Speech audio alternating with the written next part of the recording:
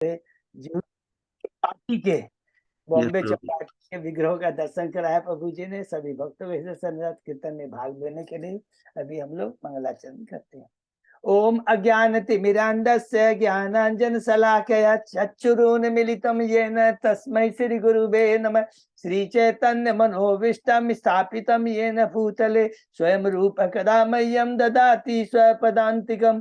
वन्देऽहं श्रीगुरु श्रीयुतपदकमलं श्रीगुरु वैष्णवांच च श्रीरूपं साग्रजातं सहगना रघुनाथं वितं तं सजीवं स्वाद्वैतं सावधूतं परिजं सहितं कृष्ण चैतन्य देवं श्री राधा कृष्ण पादान सहगण ललिता श्री विशाखा वितांत च नम ओम विष्णु पादाय कृष्ण पृष्ठाय भूतले श्रीमते भक्ति वेदांत स्वामिन इति नामिने। नमस्ते सारस्वते देवे गौरवाणी प्रचारिणे निर्विशेषा शून्यवादी पाश्चात्य देशतारिणे। वांछा कल्पतरुभ्यश्च कृपा सिन्धुभ्येव च पतितानां पावनेभ्यो वैष्णवेभ्यो नमो नमः। नमो महावदान्याय कृष्ण प्रेम प्रदायते कृष्णाय कृष्ण चैतन्य नामने गौरत्विषे नमः। हे कृष्ण करुणा सिंधु दीन बंधु जगतपते गोपेश गोपिका कांत राधा कांत नमस्तुते। तप्त कांचन गौरांगी राधे बिंदाबनेश्वरी विश्वानुसुते देवी प्रणमामि हरिप्रिये। नीलांचल निवासाय नित्याय परमात्मने बलभद्र सुभद्रायां जगन्नाथाय ते नमः। जय श्री कृष्ण चैतन्य प्रभु नित्यानंद श्री अद्वैत गदाधर श्रीवासादि गौर भक्तवृंद। मुखम करोति वाचालम पंगु लंघे गिरिम यत्कृपातमहं वन्दे श्री गुरु मदीनतारिणं परमानंद माधवम श्री चैतन्य ईश्वरं। हरे कृष्ण कृष्ण कृष्ण हरे हरे हरे राम राम राम हरे हरे। श्री श्री मंगलाचरण की जय। शिला प्रभुपाद की जय। हरे कृष्णा। आज के इस भागवतम चर्चा में सभी भक्तों का हार्दिक स्वागत है। सभी भक्तों के चरणों में मेरा सादर दंडवत प्रणाम है।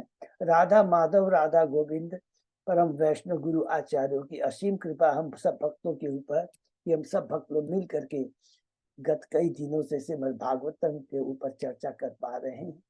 अभी हम लोग कैंटो 5 में 10वें अध्याय में है, जड़ भरत तथा महाराज राहुगण की वार्ता। इसके पहले 9 अध्याय हमने समाप्त किए। संक्षेप में हम दोहराते हैं। प्रथम अध्याय शीर्षक है महाराज प्रिव्रत का चरित्र, जिसमें हमने पढ़ा कि किस प्रकार परीक्षित महाराज प्रश्न करते हैं सुखदेव गोस्वामी से कि प्रिव्रत भगवान के परम भक्त हैं। नारद जी के अध्यक्षता में शरणागत उन्होंने दिव्य ज्ञान प्राप्त किया, ब्रह्मचारी थे, पुनः किस प्रकार गृहस्थ जीवन में आ गए और उसके बाद में गृहस्थ जीवन में आने के बाद पुनः किस प्रकार पुनः सब कुछ छोड़कर वो भक्ति में लग जाते हैं। ये मुझे संदेह है। उत्तर में भगवान सुखदेव गोस्वामी जी कहते हैं भगवान की भक्ति दिव्य है, शाश्वत है, जिसको कोई भी नष्ट नहीं कर सकता। भक्ति रुक सकती है, किसी कारण की कोई नष्ट नहीं कर सकता है। और फिर डिटेल में बताते हैं प्रिव्रत के बारे में कि किस प्रकार जब कोई स्वयंभू मनु देखते हैं कि राशिनाश्रम में बैठने के लिए कोई योग्य व्यक्ति नहीं होता है, तो स्वयं वो प्रिव्रत के पास आते हैं, उससे कहते हैं तुम्हें गृहस्थ जीवन को एक्सेप्ट करना चाहिए। वो ज्यादा खुश नहीं होते। इस प्रस्ताव को सुनकर तुरंत ब्रह्मा जी आते और कहते हैं कि हे पुत्र, हे वत्स, ये मेरा नहीं, ये भगवान का आदेश है। और जैसे ये कहते हैं भगवान का आदेश है, प्रिव्रत उन्हें एक्सेप्ट करते हैं और गुरु से अपने नर्म से आशीर्वाद लेकर के गृहस्थ जीवन में आ जाते हैं।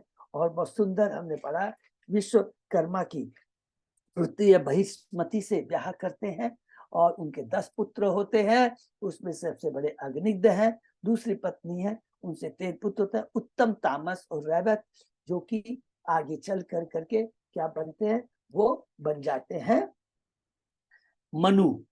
और किस प्रकार गृहस्थ जीवन में आकर कर करके हमने देखा उन्होंने अपने विशाल रथ के पहियों के पूरे 7 समुद्र और 7 द्वीप बनाए और अंत में सब कुछ छोड़ कर करके पुनः भगवान की भक्ति में लग जाते हैं। दूसरे अध्याय में हम प्रवेश करते हैं।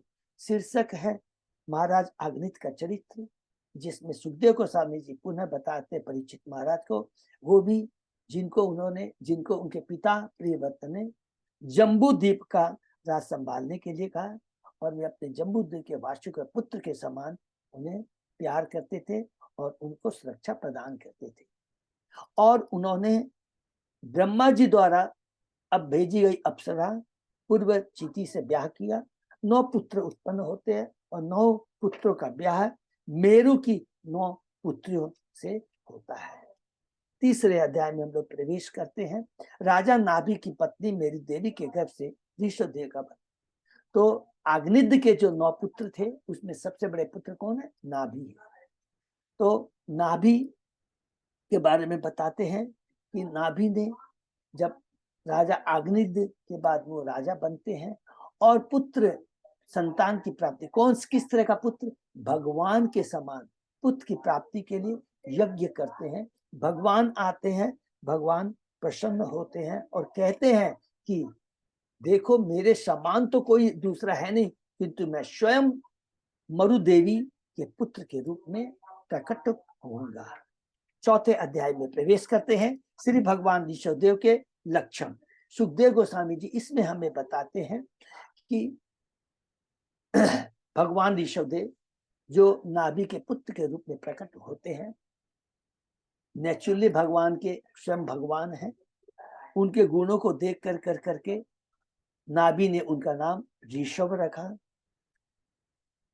नाभि ने उन्हें साम्राज्य, पूरे अपने राज्य का राजा बनाकर सब कुछ भार सौंप करके स्वयं नाभि अपनी पत्नी मरु देवी को लेकर करके बद्रिकाश्रम चले जाते हैं। उसके बाद में हमने पढ़ा कि भगवान ऋषभ ने जयंती से ब्याह किया। 100 पुत्र उत्पन्न हुए हैं। 9 पुत्र उसके योगेंद्र बने, जिसका हम लोग डिटेल में वर्णन 11 कैंटो में पढ़ेंगे। सबसे बड़े पुत्र है भरत महाराज, जिनके नाम से हमारे देश का नाम भारतवर्ष पड़ा। और जो 81 पुत्र, उसके अलावा जो 9 पुत्र है उनका नाम भी दिया गया, वे भी परम योग्य थे। और बाकी जो 81 पुत्र जिन्होंने वैदिक ज्ञान प्राप्त कर करके वह योग्य ब्राह्मण बनते हैं।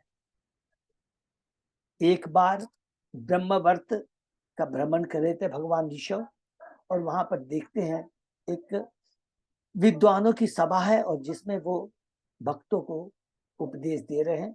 वहां पर उनके पुत्र भी बैठे रहते हैं और भगवान ऋषभ उनको उपदेश देते हैं। 5वें अध्याय में हम लोग प्रवेश करते हैं। भगवान ऋषभ के द्वारा अपने पुत्रों को उपदेश, बहुत ही सुंदर उपदेश है जो हमें अपने जीवन में धारण करना है, बार बार दोहराना है और उसे याद करना है और अपने जीवन में उन आदेशों को उतारना है। कहते हैं मनुष्य जीवन आत्म साक्षात्कार के लिए है। तपस्या हमें करनी चाहिए दिव्य ज्ञान प्राप्त करने के लिए, न कि भौतिक चीजों को प्राप्त करने के लिए, और उसके लिए हमें महात्माओं की संगति करनी चाहिए। 3 चीज। फिर दूसरी इंपॉर्टेंट बात कहते हैं, भक्ति कभी भी विनष्ट नहीं होती है, रुकती नहीं है। सॉरी, विनष्ट करी बातें कहना, रुकनी नहीं चाहिए किसी भी समय। भौतिक, जब भी हम भौतिकता में हैं और उस भौतिकता से ऊपर आने के लिए,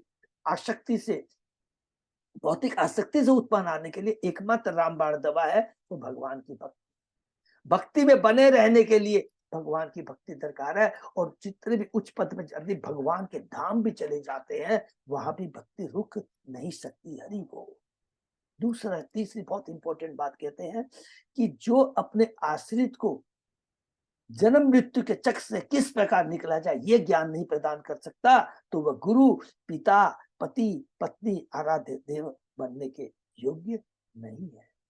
इस प्रकार ये दिव्य ज्ञान प्रदान करते हैं। और उसके बाद में वो अपने सबसे बड़े पुत्र, ज्येष्ठ पुत्र भरत को राज सिंहासन दे देते हैं और स्वयं राज्य से विरक्ति हो जाते हैं। अवधूत का आचरण करते हैं। बहुत सुंदर वर्णन आया किस प्रकार गूंगे बहरे का आचरण करते हैं। और एक समय आता है कि एक ही जगह पर रह पर अजगर वृत्ति, अर्थात एक ही जगह पे रह करके वो खाते पीते हैं, मल त्याग करते हैं, और वो उनका बल भी जो दिव्य होता है, जिसकी सुगंध 80 मील दूर तक जाती है। 6ठे अध्याय में प्रवेश करते हैं। भगवान ऋषभदेव का चरित्र, उसमें एक बहुत इंपॉर्टेंट प्रश्न करते हैं इसको याद रखेंगे, बहुत इंपॉर्टेंट प्रश्न, क्योंकि नहीं तो परीक्षित महाराज ये प्रश्न नहीं करते। परीक्षित महाराज सुखदेव गोस्वामी से प्रश्न करते, वो तो परम योगी थे, ऋषि।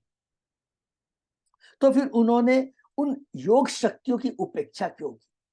तब यहाँ पर उत्तर कहते हैं कि ये जो योग शक्ति अभी है, याद रखेंगे, भौतिक है, और मन इतना धोखा देने वाला है, जिस प्रकार भेलिया पशुओं को पकड़ने के बाद भी उस पर भरोसा नहीं करता, उसी प्रकार महापुरुष भी अपने मन पर भरोसा नहीं करता।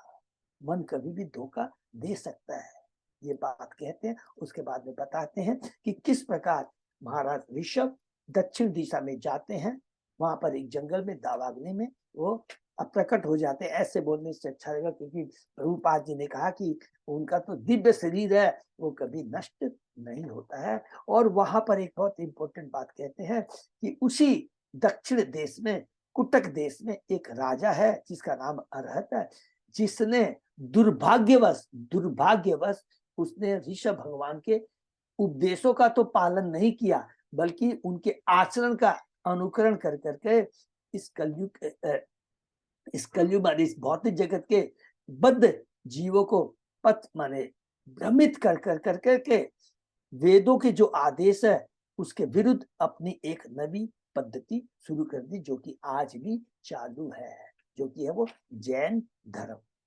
7वें अध्याय में प्रवेश करते हैं। हमने शीर्षक है राजा भरत का चरित्र, जो कि हमने पढ़ा था कि किस प्रकार भगवान ऋषभ ने जो कि राजा भरत सबसे बड़े पुत्र हैं, ज्येष्ठ पुत्र हैं, उनको राज सिंहासन पर बैठाते हैं। वे विश्व रूप की कन्या पंच जनी से ब्याह करते हैं, 5 पुत्र उत्पन्न होते हैं। अपने प्रजा के प्रति, अपने पुत्र के प्रति वत्सल है। 1 करोड़ वर्षों तक पृथ्वी पर शासन किया, और अंत में उलाश्रम जो कि हरिद्वार के पास है, वहां पर चले जाते हैं। और उनके बारे में बताया कि वहां पर जाने के बाद में बहुत सुंदर मन कहा है कि वो सदैव भगवान कृष्ण के प्रति भक्ति में आसक्त रहते थे, समस्त विधि विधानों के प्रति उनकी आसक्ति जाती रहती, और उनमें रोमांच उत्पन्न होता है। जब हम लोग विधि विधानों का पालन तब तक करते हैं जब तक हम भौतिक लेवल पर रहते हैं, साधना भक्ति करते हैं, लेकिन एक बार दिव्य प्रेम प्राप्त हो जाता है, कृष्ण के चरणों के प्रति, कृष्ण के नाम की प्रवृत्ति हो जाती है, तो विधि विधान स्वतः ही छूट जाएंगे। ये याद रखें, बहुत इंपॉर्टेंट चीज है, उसमें याद नहीं रहेगा।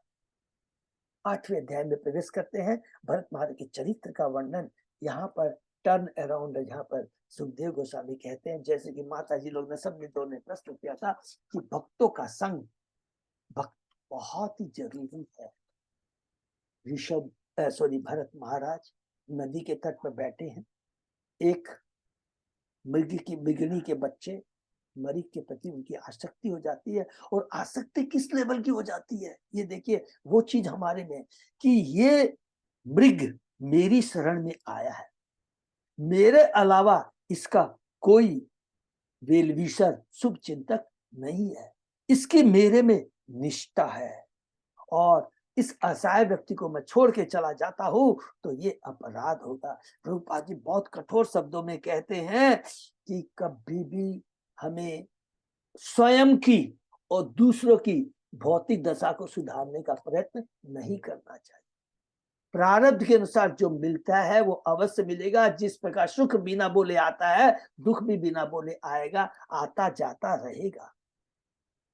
अतः हमें कृष्ण की कृपा से सबके विधि विधानों का पालन करते हुए दूसरों को भी आध्यात्मिक भावना प्रदान करनी चाहिए, न कि अपनी आध्यात्मिक वृत्तियों को त्याग कर दूसरों को शारीरिक सुख देने का चिंतन करते रहे, जो कि हमें अधोगति में ले जाएगा। बहुत पावरफुल बात कहते हैं। भरत महाराज शरीर त्याग देते हैं।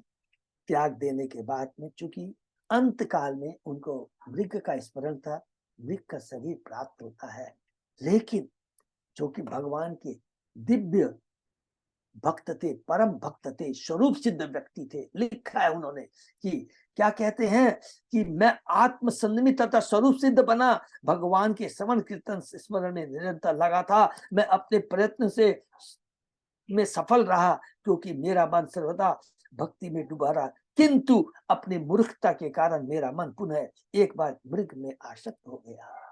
प्रभुपाद जी कहते हैं ये जो आसक्ति है वास्तव में वो उनका डाउनफॉल नहीं हुआ था, हम बद्ध जीवों को एक दिव्य शिक्षा देने के लिए कि हम यदि सोचते हैं कि हम भक्ति में बहुत बड़े चढ़े हैं, हमारा कुछ नहीं होगा, माया कभी भी डस सकती है। सदैव सतर्क रहना चाहिए, भक्ति में लगे रहना चाहिए, भक्तों का संग करते रहना चाहिए। इस प्रकार निरंतर पश्चाताप करते हुए उन्होंने सब कुछ को त्याग दिया, शरीर को त्याग कर करके फिर उन्होंने नया शरीर प्राप्त किया। हम अध्याय 9 में प्रवेश करते हैं। सुखदेव गोस्वामी जी कहते हैं, मृत शरीर त्याग कर भरत महाराज ने एक विशुद्ध ब्राह्मण के घर में जन्म लिया। वे अपने स्वजनों तथा मित्रों से बहुत सतर्क रहते थे। देखिए, एक बार हम धोखा खा जाते हैं, यहाँ पर गलती किसी से भी हो सकती है, लेकिन आचार्यों शास्त्रों की वाणी से हमें एक शिक्षा ग्रहण करनी चाहिए। क्या? कि कुछ भी हो जाए, कुछ भी हो जाए, कम्फर्ट में अब भक्तों का संग नहीं करना है। आपको पता भी नहीं लगेगा। कई बार हम सोचते हैं अरे कोई बात नहीं है, नहीं, बहुत सतर्क रहना चाहिए। और किसी कारणवश से भी जाना पड़ जाए, कुछ भी हो जाए, देखिए हम लोग रहते हैं, गृहस्थ में रहते हैं, तो पहले भगवान का, गुरु का आशीर्वाद लेके जाना है कि मेरी भक्ति बनी रहे, कोई तरह का मुझसे अपराध न हो जाए। भगवान की आशीर्वाद की सुरक्षा, गुरु के आशीर्वाद की सुरक्षा लेके जाना। वैसे तो 99% ट्राई करना चाहिए, पर अगर किसी भी कारण से हो जाए, उस समय क्या है, भगवान की कृपा बनी रहेगी, कुछ भी नहीं होगा। और वो इतने विरक्त थे, उनके पिता ने उनको शिक्षा देने का प्रयत्न किया, बहुत कुछ किया, लेकिन देखिए वो सक्सेस नहीं हुआ। कुछ समय के बाद पिता शरीर छोड़ के चले जाते हैं, माता भी चली जाते हैं, और सौतेले भाई उनके संग में दुर्व्यवहार करते हैं। जबकि सौतेले भाई ऋग्वेद सामवेद और यजुर्वेद में पारंगत थे, किंतु ईश्वर की सेवा भक्ति में तनिक भी परिचित नहीं थे, रुचि नहीं थी, इसलिए वे जड़ भरत की सिद्ध अवस्था, दिव्य अवस्था तो नहीं समझ सके। हरि को प्रभुपाद जी यहाँ पर एक बहुत सुंदर बात कहते हैं कि कभी भी इस भौतिक जगत में जो कुछ भी है सब धोखा देने वाला है। कभी भी हम सोचते हैं ये चीज अच्छी है, ये चीज बुरी है, ये केवल हमारी मानसिक चिंतन है। भौतिक जगत में कोई चीज सुंदर हो ही नहीं सकती, अदरवाइज कृष्ण भगवान गीता में नहीं कहते कि दुखालयम अशाश्वतम। इस बात को अगर याद रखेंगे तो हमेशा अपनी चेतना में बने रहेंगे। नहीं तो कृष्ण गीता में ये बात अर्जुन को बोल सकते हैं, दुखालयम अशाश्वतम, ये दो वर्ड हमेशा याद रखेंगे। ये भौतिक जगत दुखालय है और अशाश्वत है, तो इसके प्रति आसक्ति रखना ये हमारी मूर्खता है। उनके भाई उनकी योग्यता दिव्यता को नहीं समझ सके और उनको खेत की रखवाली करने के लिए दे देते हैं। और उसी समय हमने पढ़ा था कि किस प्रकार डाकुओं का सरदार आता है, पुत्र की इच्छा से नर बलि के लिए किसी योग्य व्यक्ति को खोजता है। भरत महाराज दिख जाते हैं और उनकी बलि देना चाहता है। तुरंत ही किस प्रकार हरि बोल, भगवान की बोलेंगे परम भक्त, जितने देवता हैं वो भगवान के भक्त हैं। याद भगवान के स्पेशल अंश है, जिनको स्पेशल शक्ति प्रदान दे करके इस भौतिक जगत को मेंटेन करने में सुविधा प्रदान करने के लिए उनको नियुक्त किया है।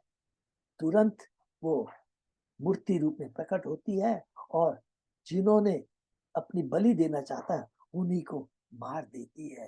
अंत में इस अध्याय में बहुत इंपॉर्टेंट बात सुखदेव गोस्वामी जी कहते हैं, भगवान के शुद्ध भक्त सदैव भगवान के चरण कमल की संज्ञान करते हैं, उनके आश्रित रहते हैं, वे सदैव भगवान द्वारा सुरक्षित रहते हैं। हरि हो। 10वें अध्याय में हम प्रवेश करते हैं। कल हमने प्रवेश किया जड़ भरत तथा महाराज रघुनंदन की वार्ता।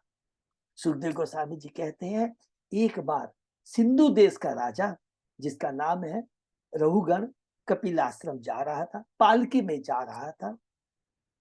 उनको एक पालकी को ढोने के लिए एक और व्यक्ति की दरकार थी।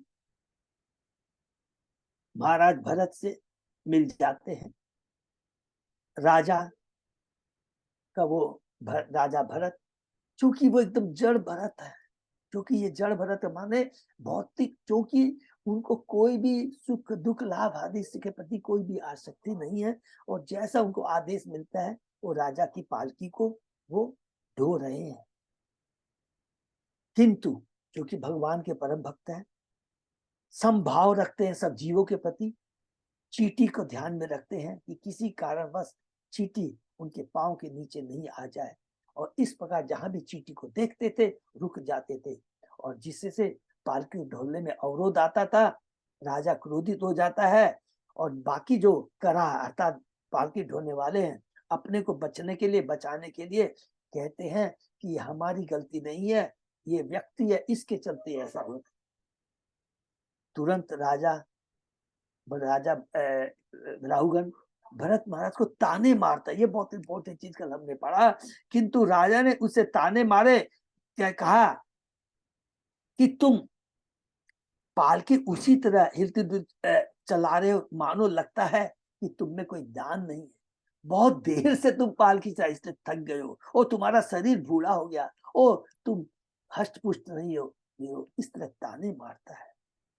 जब राजा ने देखा कि पालकी फिर भी स्वरूप सिद्ध व्यक्ति थे, राजा भरत कुछ भी नहीं बोले और वे उसी तरह पालकी को ढोते रहे।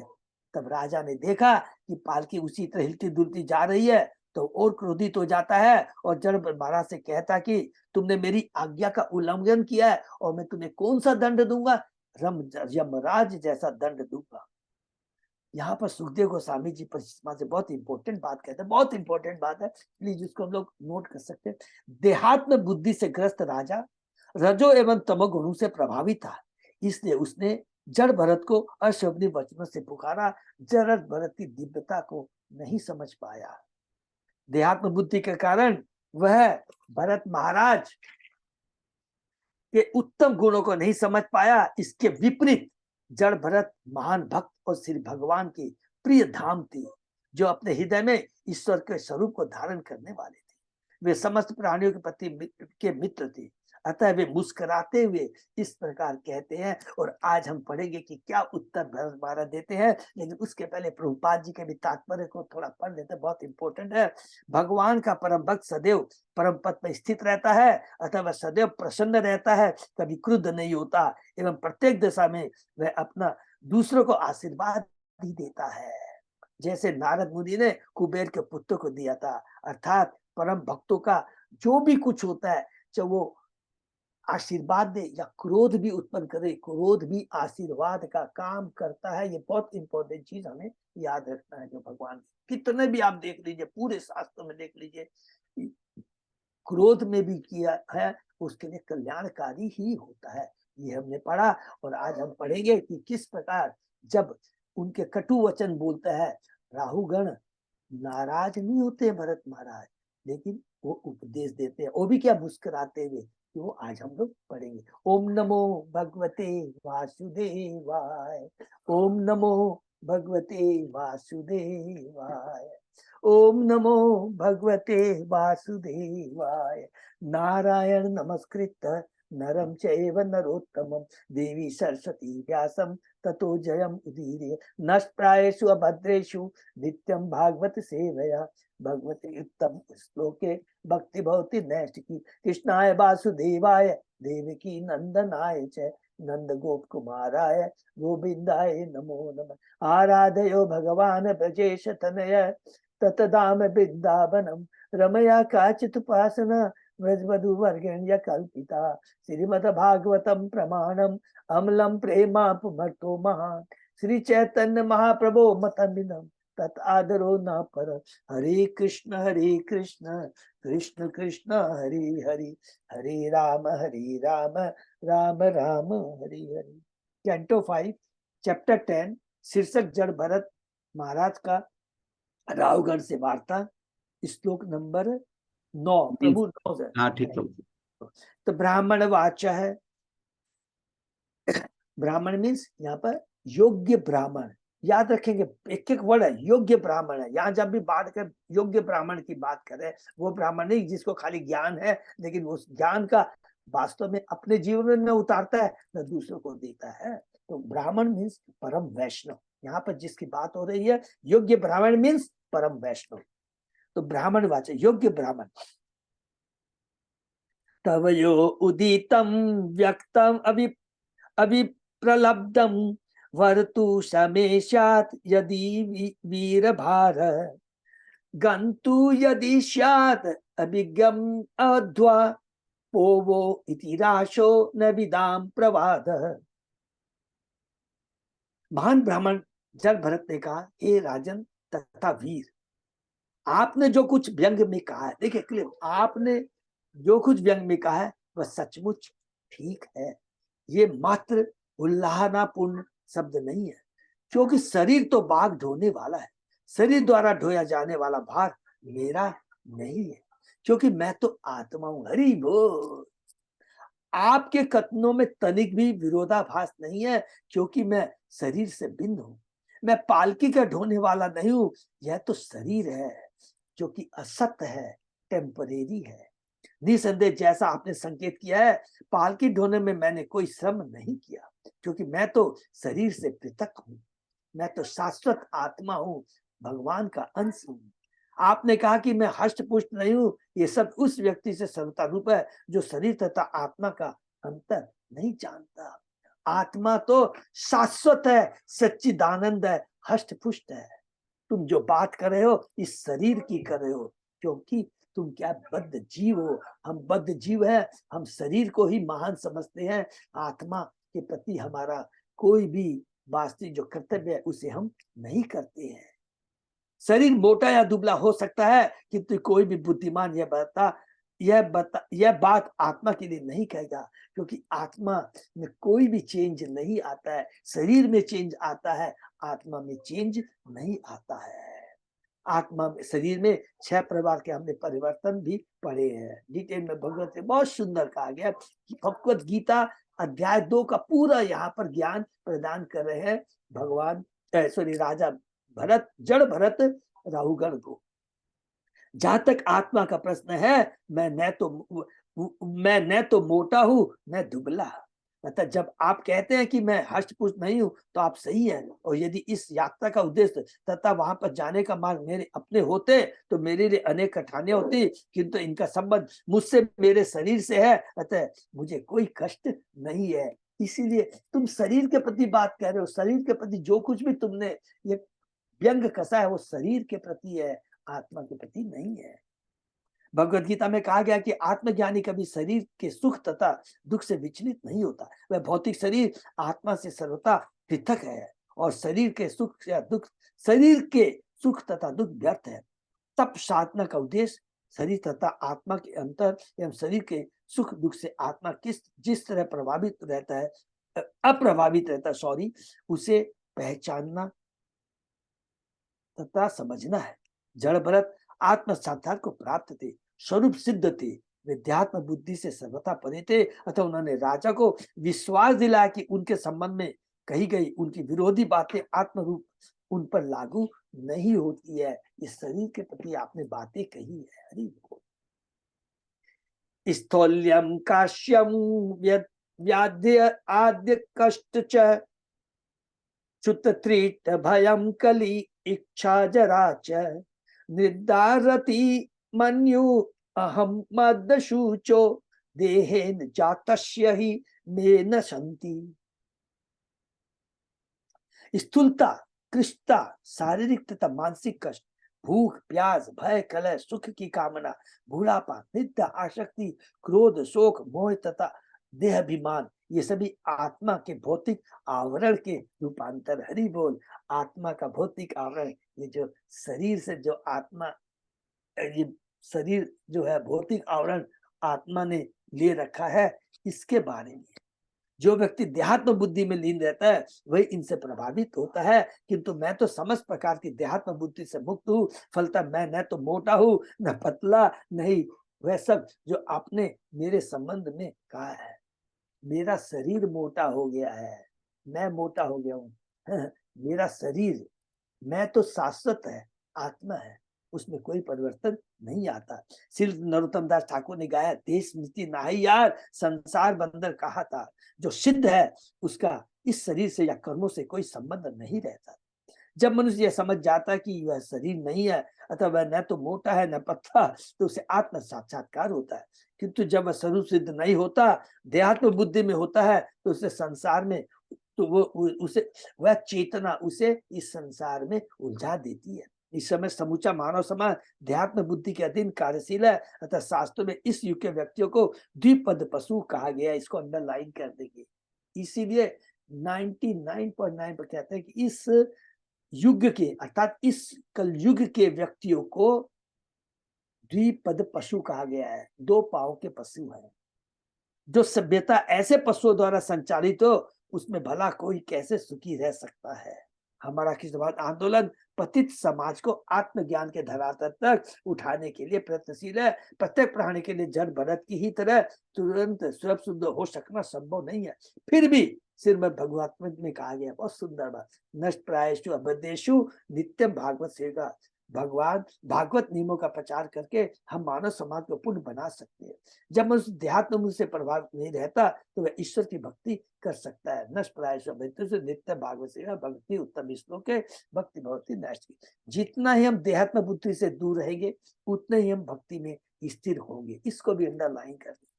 जितना ही हम देहात्म बुद्धि से दूर रहेंगे उतने ही हम भक्ति से स्थिर होंगे। और देहात्म बुद्धि से हम दूर कैसे कैसे जाएंगे? जब भक्तों का संग करेंगे, भगवान के नाम गुण लीलाओं का श्रवण कीर्तन स्मरण करते रहेंगे तो धीरे धीरे धीरे कलुषित चेतना हमारी शुद्ध होती चली जाएगी। संसार से दूर, बहुत असत्य से दूर और सत्य से नजदीक होते चले जाएंगे। भगवान की भक्ति से नजदीक, भगवान के धाम को नजदीक होते चले जाएंगे जैसे जैसे हमारी भक्ति प्रगाढ़ मजबूत होती जाएगी। और फिर उतने ही हम शांत एवं सुखी हो सकेंगे। हरि बोल। ये भी बहुत इंपॉर्टेंट बात है, अंडरलाइन करेंगे।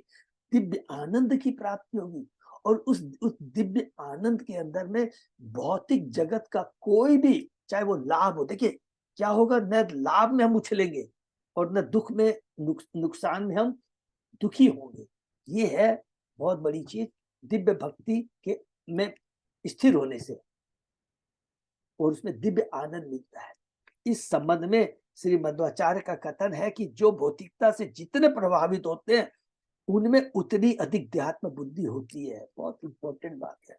ऐसे व्यक्ति विभिन्न शारीरिक के प्रति चिंतित रहते हैं, किंतु जो इनसे मुक्त होता है वह शरीर के बिना भी जीवित रहता है। हरि बोल। बिना माने उसका कोई भौतिक शरीर नहीं होता है, शरीर की सूध बूध नहीं होती है। ये बहुत इंपॉर्टेंट चीज। जीवत मृतत्वं नियमेन राजन आदि अंतवत यत विकृतस्य दृष्टम स्ववाम्य भावो ध्रुव ईड्य यत्र तरी उच्यते अशो विधिकृत्य योग। हे राजन, आपने बिताई मुझ पर जीवित होने पर भी मृत्युतुल्य होने का आरोप लगाया है। आत्मा कभी मरता नहीं है। हरि बोल। इस संबंध में मैं इतना कहना चाहूंगा कि ऐसा सर्वत्र है, क्योंकि प्रत्येक वस्तु का अपना आदि तथा अंत होता है। भौतिक चीज का है क्या? आपका ये सोचता है कि मैं राजा तथा स्वामी हूँ और इस पर आप द्वारा मुझे आज्ञा दिया जाना, ये दोनों ठीक नहीं है, क्योंकि ये पदवी अस्थायी है। हमारे शरीर, हमारी संपत्ति, हमारे संबंध, हमारा उपाधि सब अस्थायी है, टेम्परेरी है। आज आप राजा हैं और मैं आपका दास हूं, किंतु कल स्थिति बदल सकती है और आप मेरे दास हो सकते हैं, मैं आपका स्वामी। ये विधाता द्वारा उत्पन्न अस्थायी परिस्थितियां। हरि बोल। इस संसार में देहात्म बुद्धि ही सारे कष्टों का मूल कारण है। विशेष रूप से कलयुग में लोग इतने अशिक्षित हैं कि उनकी समझ में यह भी नहीं आता कि यह शरीर प्रत्येक क्षण बदल रहा है और अंतिम परिवर्तन ही मृत्यु है। जो इस जन्म में राजा है वही कर्मवश अगले जन्म में कुत्ता बन सकता है। देखिए कितनी बड़ी बात लिखता है। राजा है, मनुष्य शरीर है। अरे तुम राजा की बात छोड़ो, मनुष्य शरीर बात तो छोड़ो, मनुष्य शरीर भी हो सकता है नहीं मिले, कुत्ते का शरीर मिल सकता है। आत्मा तो प्रकृति की शक्ति से उत्पन्न निद्रा में मग्न रहता है। वह एक प्रकार की अवस्था से दूसरी प्रकार अवस्था में रख दिया जाता है। बिना आत्म साक्षात्कार तथा ज्ञान के बद्ध जीवन चलता रहता है। वो मनुष्य अपने को झूठे ही राजा, दास, कुत्ता या बिल्ली कहता है। ये परम व्यवस्था द्वारा लाए जाने वाले विभिन्न रूपांतर है। मनुष्य को इनसे गुमराह नहीं होना चाहिए। याद हमको ये किसने कहा था? ये सब कितना है? नारद मुनि ने प्रचेताओं को बताया था जीव 84 लाख योनि में घूमता है, कभी 1 पाँव का, कभी 2 पाँव का, कभी 3 पाँव का, 4-5 पाँव का, इस प्रकार के वो शरीर धारण करता है। मनुष्य को इनसे गुमराह नहीं होना चाहिए। बस तो इस संसार में कोई भी स्वामी नहीं है, क्योंकि प्रत्येक प्राणी प्रकृति के नियंत्रण में है और सम प्रकृति श्री भगवान के अधीन में है। माया अध्यक्ष श्वेते चराचरम, भगवान गीता में कहता है माया अध्यक्ष। अतः श्री भगवान कृष्ण परम स्वामी है, जैसा कि चेतन चौथ में कहा गया, एकले ईश्वर कृष्ण और सब भृत्य, एकमात्र स्वामी तो कृष्ण है तथा अन्य सब उनके दास हैं। परमेश्वर के साथ अपने संबंध को भूलने के कारण ही संसार के सारे कष्ट उत्पन्न होते हैं। कृष्ण को केंद्र में रखेंगे तो सदैव हम कृष्ण का ही दर्शन करेंगे, सदैव कृष्ण की याद आएगी और कृष्ण की भक्ति कर पाएंगे। विशेष वृद्धे विवरण मनाक्ष पश्याम यत्न व्यवहारते अन्यत क ईश्वर तत्र किमिषितव्यम तथापि राजम करवाम किमते। हरि बोल। हे राजन, यदि आप अब भी यह सोचते हैं कि आप राजा हैं और मैं आपका दास हूं, तो आप आज्ञा दे, मुझे आपकी आज्ञा का पालन करना होगा। किंतु मैं यह कह सकता हूं कि अंतर क्षणिक है और व्यवहार या परंपरा बस प्राप्त होता है। हरि बोल। मुझे इसका अन्य कारण नहीं दिखाई पड़ता। उस दशा में कौन स्वामी है और कौन दास।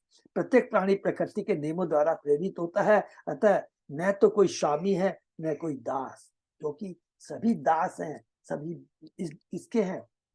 अगर वो ये समझे कि मैं दास हूं, वास्तव में सही है। अगर आध्यात्मिक दृष्टि से सोचता है तो क्या बोलेगा, मैं भगवान का दास हूं।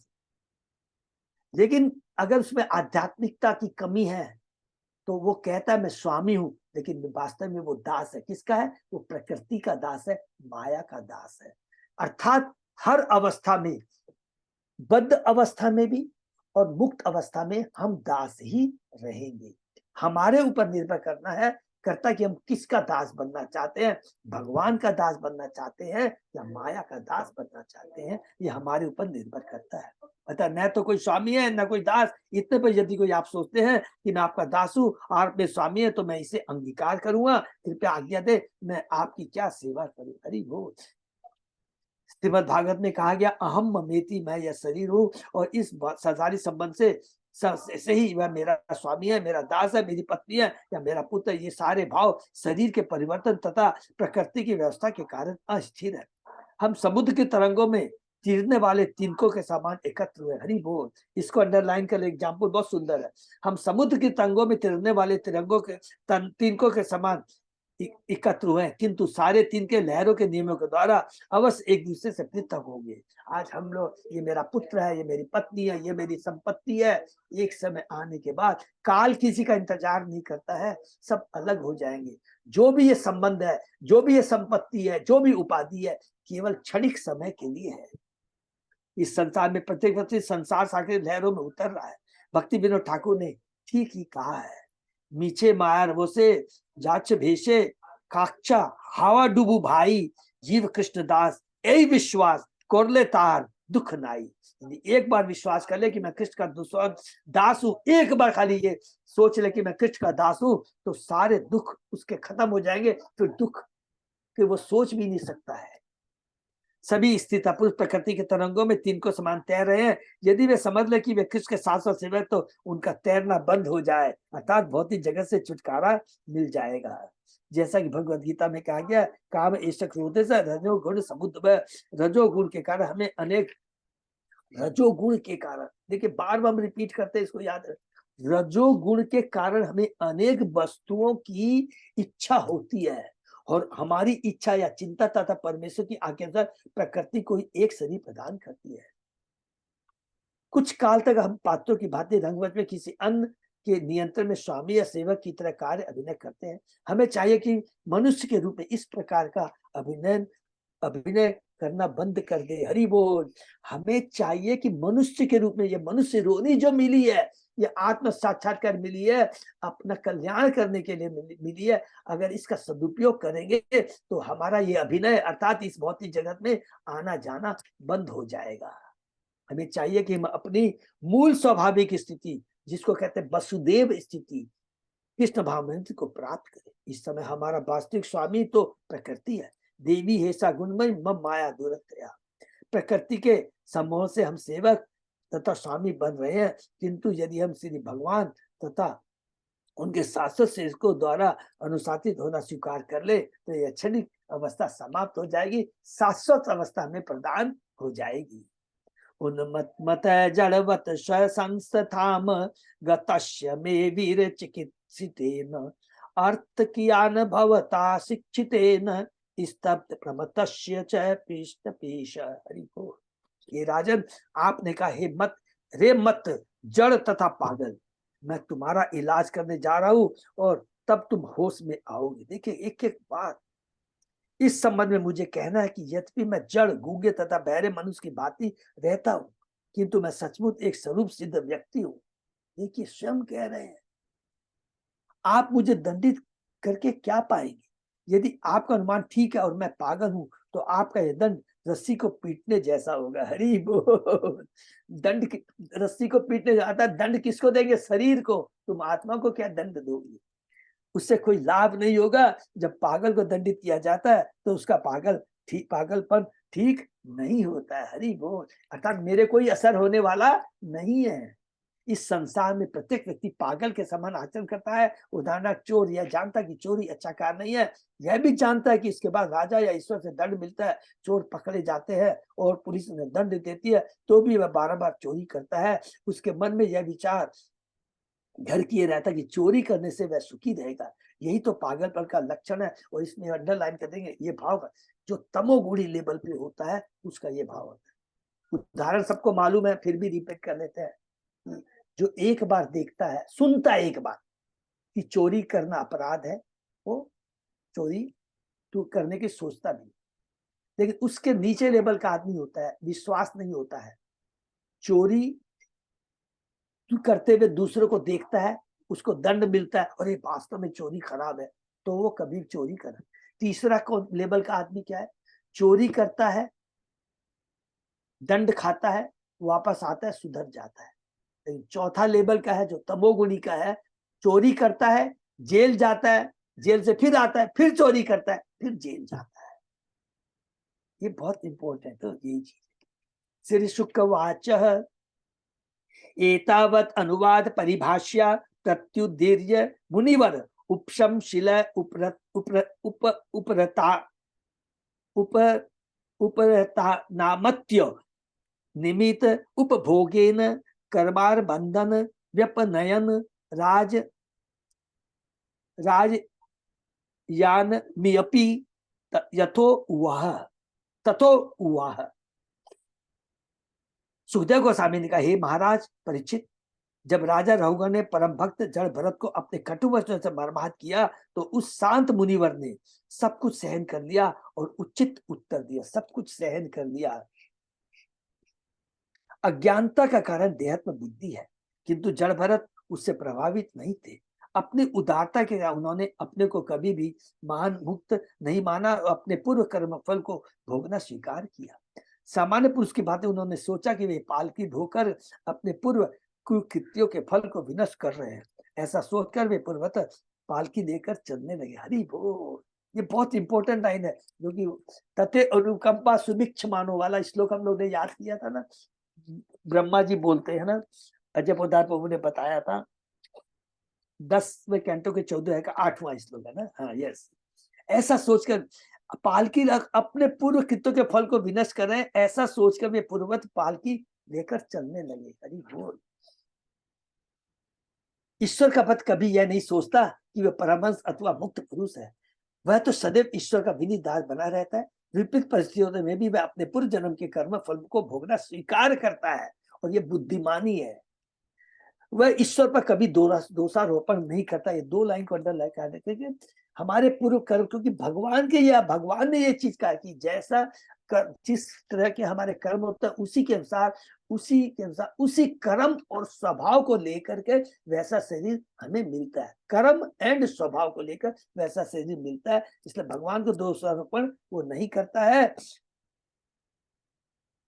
और कि उसे उनके कारण कष्ट उठाने पड़ रहे। जो लोग कहते हैं कि हे भगवान मैंने क्या बुरा किया जो मुझे कष्ट। ये परम भक्त के लक्षण तथे अनुकंपा सुभिक्ष माना है। हरि बोल। जब परिस्थितियां पलट जाती है तो भक्त यही सोचता है कि ये तो ईश्वर द्वारा प्रदत्त रियायतें हैं, ये तो भगवान द्वारा रियायतें हैं। वह कभी अपने स्वामी पर खुद नहीं होता और उसे जो भी पद प्रदान किया जाए उसे वह सदैव संतुष्ट रहता है। ये देखिए बहुत इंपॉर्टेंट चीज है, सब चीज को याद रखना। जो भगवान का भक्त होता है वो लालायित रहता है कि मैंने जो गलत किया है, मैंने जो गलत किया उसका मुझे दंड मिले, दंड मिले। और जब तक उसको दंड नहीं मिलता उसको शांति नहीं मिलती। परीक्षित महाराज ने मुनि के गले में सर्प डाला मृत्यु का मरकर, और जब उनको ये सूचना मिलती है कि तुम्हारी 7 दिनों में मृत्यु हो जाएगी, वो आनंदित हो जाते हैं कि यस मैं उसके लायक हूं, मुझे दंड मिलना चाहिए। दंड मिलता तब उनको शांति मिलती है। इसके विपरीत जो गलती करता है, गलती भी करता है और चाहता क्या है, मुझे दंड नहीं मिले, इसलिए दंड मिलने से डरता है। देखिए दोनों में बहुत फर्क है। जिसकी दिव्य चेतना होती है सदैव दंड के लिए आकांक्षा करता है, लेकिन जो रजोगुण के प्रभाव में होता है, जिसको भगवान के प्रति भक्ति नहीं है, भगवान प्रति, क्योंकि दंड मिलना चाहिए। दंड मिलने से क्या होता है हम नोट कर सकते हैं, हमारा प्योरिफिकेशन होता है, नंबर 1। नंबर 2, हमारे प्रारब्ध कट जाते हैं, क्योंकि जो हमने कर्म किया, गलत किया, उसका दंड मिल गया, उसका दोबारा दंड नहीं होता है। ये याद रखिए, ये बहुत इंपॉर्टेंट चीज है। प्रत्येक दशा में अपनी भक्ति चालू रखता है, ऐसे पुरुष को निश्चित रूप से परम धाम की प्राप्ति होती है। जैसा भागवत में हरि बोल कहा गया, तते अनुकंपा सुभिक्ष मानो भुजन एवं हितम विपाकम हितवाग हितवाग हितवाग पुनि विदत विदत धन नमस्ते जीवेत ये मुक्ति पदे से दायभाग है। हे ईश्वर, जो आपके हेतु की प्राप्त करने के निरंतर प्रतीक्षा करता है और आपको हृदय से नमस्कार करता हुआ पूर्व दुष्कर्मों के फलों को भोगता रहता है, वह अवश्य ही मुक्ति का भागी है, क्योंकि यह उसका अधिकार बन जाता है। हरि बोल। एक बार हमारे पूर्व कर्म को हम कष्ट सहन कर लेते हैं, भगवान की भक्ति में जब लग जाते हैं तो भगवान की कृपा प्राप्त करने का वो उत्तराधिकारी बन जाता है।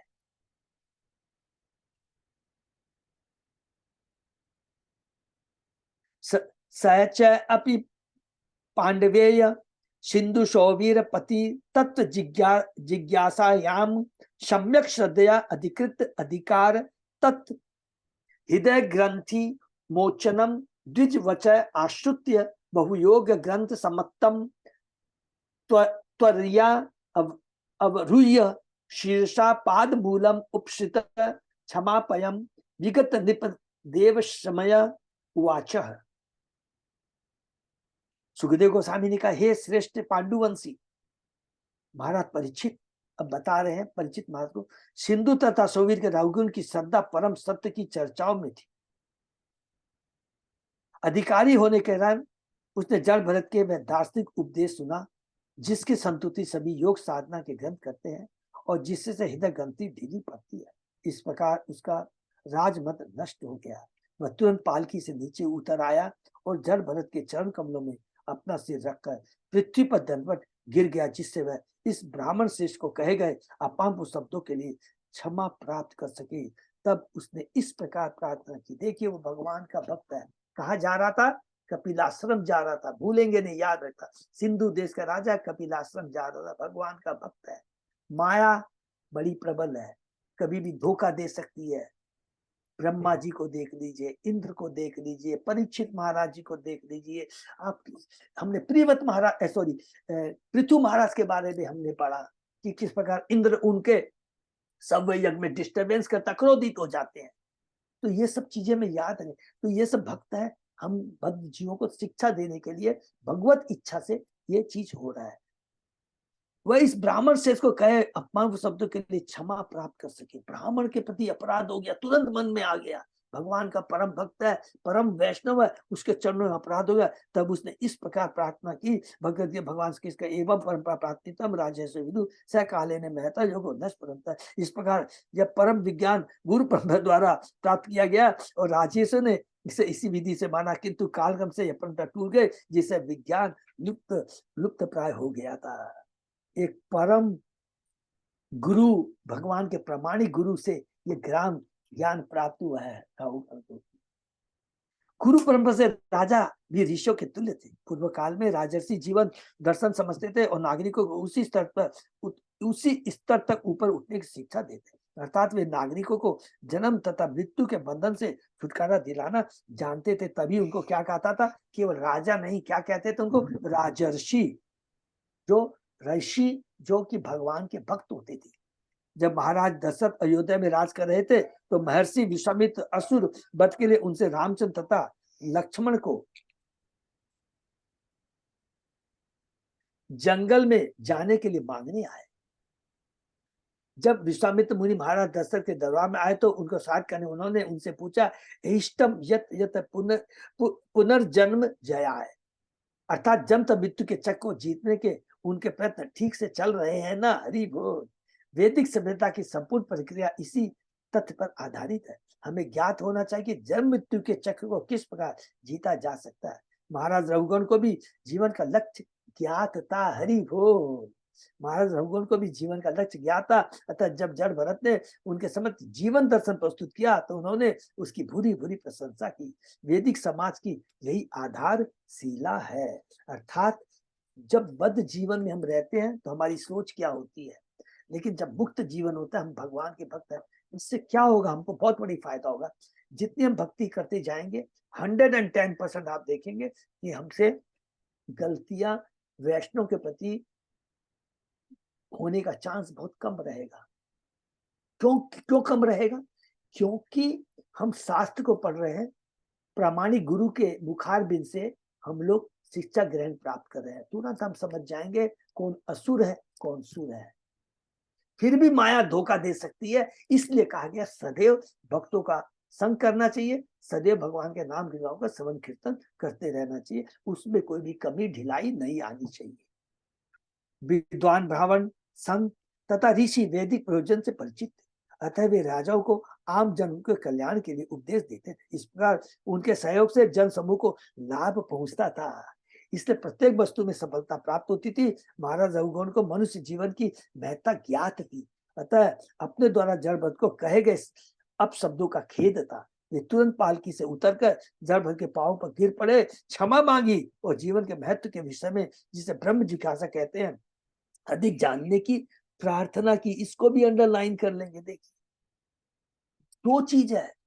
क्या होता है, एक तो हम गलती की याचना करते हैं, अच्छा मैंने गलती मान, नहीं, उसके बाद में और सिद्ध पुरुष से और ज्ञान प्राप्त करने का जिज्ञासा होनी चाहिए। अगर वो भक्त नहीं होते तो देखिए, अधिक जानने की प्रार्थना की उन्होंने। इस समय के उच्च राज्याधिकारी जीवन मूल्य के विषय में सोचता अनुभव किया है। अतः जब साधु संत लोग वैदिक ज्ञान का प्रसार करना चाहते हैं तो वे उनको नमस्कार तक नहीं करते हैं और ज्ञान के प्रसार में अवरोध उत्पन्न करते हैं। देखिए, एक एक चीज है। इसी तरह इंद्र ने भी अपने गुरु के प्रति, बृहस्पति गुरु के प्रति, सबको याद है ना लीला है, वो हाथी पर जा रहा है तो उनको उन्होंने माला पहनाई और माला को उठा करके हाथी को पहना देता है। तो इस तरह के अपराध होते हैं हमारे से बहुत सारे। इंद्र के माध्यम से, कभी इंद्र को दोष नहीं देना, ये सब याद रखें, ब्रह्मा इंद्र को, उनके माध्यम से बहुत सारी लीलाएं हैं। इस प्रकार यह कहा जा सकता है कि प्राचीन राज शासन स्वर्ग तुल्यता और वर्तमान शासन नरक तुल्य है।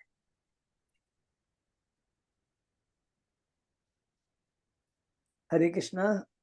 प्रभु यहीं पे विराम देते हैं कि बहुत अच्छी शिक्षाएं हैं। हाँ प्रभु जी। तो ये सब आज के सबसे इम्पोर्टेंट जो आज हमारी ये शिक्षा है, सबसे इम्पोर्टेंट जो शिक्षा हम लोगों को पहला दो तरह का है। देखिए, एक क्या होता है, ज्ञान है, हम शरीर नहीं, हम आत्मा है, ये अच्छी बात है, ठीक है ना। ये ज्ञान योगियों को भी होता है, ध्यानियों को भी होता है, ये हम शरीर नहीं, हम आत्मा है। बिल्कुल सही बात है। मैं कोई योगी क्या करता है कि दो ज्ञान होता है, हम शरीर नहीं आत्मा है, भौतिक जगत दुखालय है, और इस भौतिक जगत से किस प्रकार निकला जाए उसके लिए प्रयत्न करता है। लेकिन उससे ऊपर है भगवान की भक्ति। भक्ति, क्योंकि भक्ति शाश्वत है, और भक्ति हमें शुद्ध भक्तों के संग के माध्यम से ही मिल सकती है। और भक्ति से जो हमें जीवन प्राप्त होता है, वो कौन सा जीवन प्राप्त होता है कि हम सच्चिदानंद हैं। आत्मा सच्चिदानंद है, भगवान का अंश है, और उसका धाम ये भौतिक, उसका ये घर भौतिक जगत नहीं, आध्यात्मिक जगत है, भगवान का घर है। तो इसीलिए यहाँ पर जितनी भी बातें यहाँ पर बताई गई है, हम शरीर नहीं, हम आत्मा, बहुत शरीर है, ये हम कर रहे। इससे में क्या मिलेगा? इससे में ये मिलेगा कि हमें कभी भी शरीर के लिए कोई प्रयत्न नहीं करना चाहिए। सारा जीवन, मनुष्य जीवन शरीर की आवश्यकताओं को पूरा करने में नहीं बिताना चाहिए। वन पार्ट हो गया ये, तो क्या हो गया हम शरीर, लेकिन करना क्या चाहिए ये भी जानना है। कि दो चीज, इस भौतिक आसक्ति के प्रति अनासक्ति उत्पन्न करना है, ये सेकंड स्टेज हो गया। कि असत्य के पीछे अनासक्ति और सत्य के पीछे आसक्ति। तो अब वो सत्य क्या है? अनासक्ति तो हमने कर लिया, वो भी कंप्लीट नहीं। सत्य क्या है?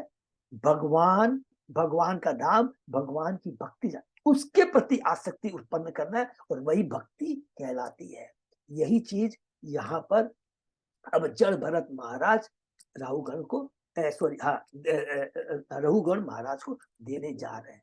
तो भक्ति, मनुष्य जीवन कब कंप्लीट है? भौतिक चीजों के प्रति एक ज्ञान कि हम शरीर नहीं आत्मा, नंबर वन। दूसरा, भौतिक जीत असत्य है, इससे हमें आसक्ति को खत्म करना है। उसके लिए हमें भौतिक प्रयास ज्यादा नहीं करने चाहिए, प्रारब्ध अनुसार जो मिलना वो मिलेगा। और तीसरा मोस्ट इंपोर्टेंट है, अगर हमारी भौतिक चीजों के प्रति अनासक्ति उत्पन्न हो गई तो भगवान के प्रति आसक्ति को बनाए रखना है। उस और वो अगर अब केवल हरिनाम का जप करते हैं, केवल हरिनाम का जप करते हैं, भगवान की भक्ति से जुड़ते हैं, तो स्वतः ही अपनी दो चीजें अपने आप मिल जाएगी। क्या? भौतिक चीजों के प्रति अनासक्ति और दिव्य ज्ञान। क्या दिव्य ज्ञान? हम शरीर नहीं, हम आत्मा है, नंबर वन। हम दास हैं, किसके दास है? हम भगवान के दास है, कृष्ण स्वामी है, और उनके आदेशों का पालन करना, उनके आदेशों का पालन करके उनकी भक्ति करके कृष्ण प्रेम प्राप्त करना, ये हमारा परम लक्ष्य है। ये स्वतः ही हो जाएगा एकमात्र भक्ति करने से। तो यही चीज बहुत इंपॉर्टेंट है। यहाँ में हरे कृष्ण, यहाँ पे विराम देते हैं। किसी का कोई प्रश्न है तो दंडवत प्रणाम। दंड प्रणाम।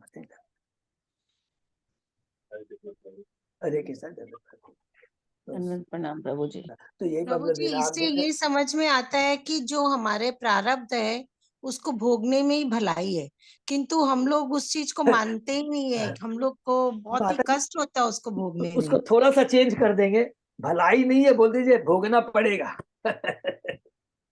अरे खुशी से भोग लो तो अच्छा है। हाँ, माने ये स्वीकार कर लो जो कि तते अनुग्रह सुमिक्ष मानो। हाँ, ये स्वीकार करना ही मुश्किल है प्रभु जी, बस। ये स्वीकार, और ये यदि ज्ञान प्राप्त हो जाएगा तो याद रखेंगे, आनंद आएगा आपको। आनंद किस, मतलब देखिए बहुत सूक्ष्म बात है, बोलना बहुत आसान, सूक्ष्म आनंद क्या आएगा आपको? आनंद कैसे आएगा कि ये मैंने गलत कार्य किया, मुझे दंड मिलना चाहिए, लेकिन देखो मैं भगवान की भक्ति भी कर रहा हूँ, कृष्णा मुझे इस कष्ट को सहने में मदद करेंगे, और ये बहुत ज्यादा दिन के कष्ट नहीं है, उसके बाद में आनंद ही आनंद है।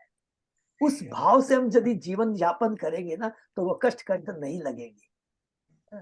तो ये भक्ति वास्तव में ये जो बहुत इंपॉर्टेंट चीज है। लेकिन देखिए हम लोग कितना सहन कर पाते हैं, कितना कर पाते हैं। अवश्य भगवान की कृपा मिल रही है, नहीं तो हम आज सब लोग मिल कर करके हम लोग आपस में चर्चा नहीं कर पाते, बोर हो जाते। हाँ प्रभु जी, ये सब चर्चाओं से कहीं ना कहीं दिमाग में कभी तो आता ही है। आएगा ही 100%, क्योंकि भगवान की भक्ति, भगवान का नाम शाश्वत असर करता, शाश्वत चेंज लाता है।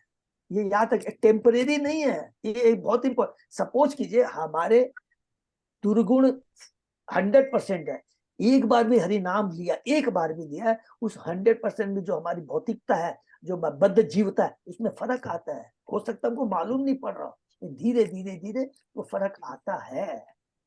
ये बहुत इंपॉर्टेंट, इसलिए भक्ति कभी विनष्ट नहीं होती है, ये याद रखिए। ठीक है ना। Thank you Mata, Hare Krishna.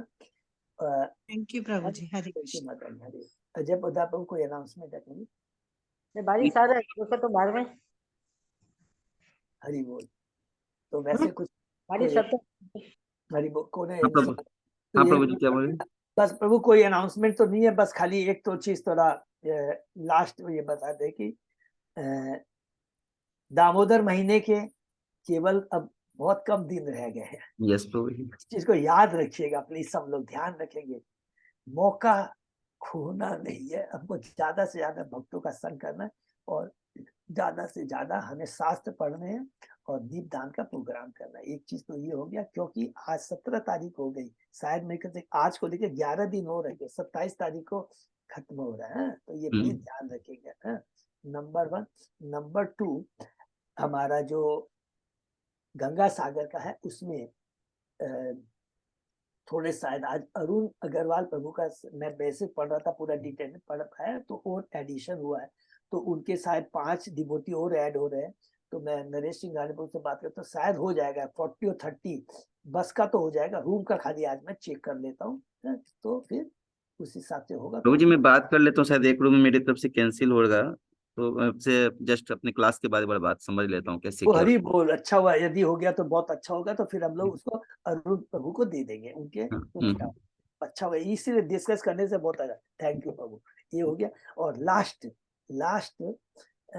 कल हमारे गोपाल चांदगोतिया प्रभु श्री संगीता राधा देवी दासी माता जी ने बताया कि 15, 16, 17 दिसंबर को रवि लोचन प्रभु फ्रॉम द्वारका दिल्ली से यहाँ कलकत्ता आ रहे हैं। हरि बोल, बहुत हरि सुंदर बोल। हरि उनका बोल।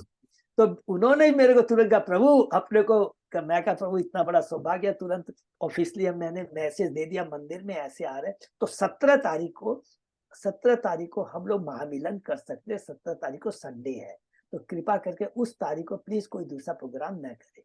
17 दिसंबर, पूरा एक महीना आज के दिन से, पूरा एक महीना बाकी है। आज 17 नवंबर है और 17 दिसंबर को हम लोग प्रोग्राम कर रहे हैं। अब मुझे तीनों दिन का ही मौका दिलवाइए हम लोग को, जब प्रभु जी बुलाए हैं तो तीनों दिन का प्रभु से बात करेंगे, क्योंकि वो जो प्रोग्राम होगा तो हम लोग सब उसमें अटेंड करना चाहेंगे। उनका हाँ प्रभु बहुत जरूरी है हम लोग के वो लिए। कर रहे हैं, वो हमारे गोपाल चांदगोटिया प्रभु कर रहे हैं, उनसे मैं पूरा प्रोग्राम समझ लूंगा। हाँ।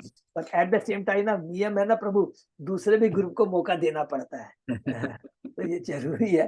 तो मैंने तो मैसेज दे दिया है ये प्रेम चेतन प्रभु को। उसके बाद में 1-2 दिन का, यदि इनको कोई मैसेज नहीं आता, तुरंत हम लोग गोपाल चांदगोटिया प्रभु से बात करके बाकी और 2 दिन का कर लेंगे। ठीक है ना। तो सब लोग प्लीज 17 तारीख है एटलीस्ट, सब लोग प्लीज कोई दूसरा प्रोग्राम नहीं करेंगे। हरे कृष्णा। हरि बोल, Hare Krishna. Thank you Prabhu ji so much. Hare Krishna. Hari बोल, हरि बोल। कई भक्तों का बहुत बहुत धन्यवाद। आज का सेशन ये विराम देते हैं, फिर मंगलवार सुबह 7 बजे। हरि बोल।